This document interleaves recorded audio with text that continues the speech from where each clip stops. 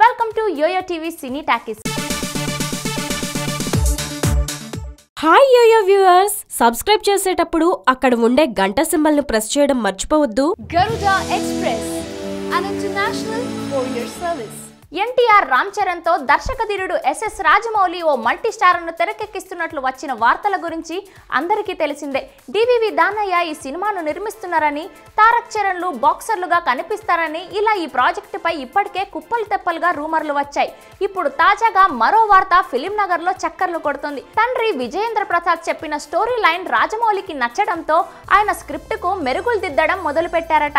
Script కూడా చివరి దశకు వచ్చిందని అంటున్నారు. ఇక సినిమాను లాంఛనంగా ప్రారంభించి షూటింగ్ ను మొదలు పెట్టడమే తరువాయి అని తెలుస్తోంది. అక్టోబర్ నుంచి తన సినిమాపైనే పూర్తిగా దృష్టి పెట్టాలని రాజమౌళి ఇద్దరు స్టార్ హీరోలకు సూచించారట.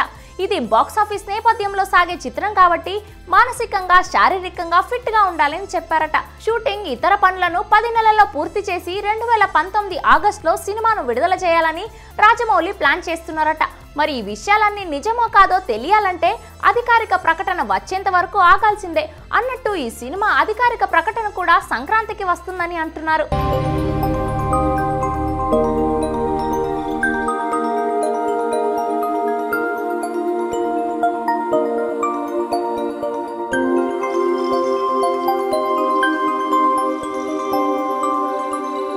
ఈ వీడియో గనుక మీకు నచ్చినట్లయితే లైక్ చేయండి, షేర్ చేయండి అండ్ సబ్స్క్రైబ్ చేయండి.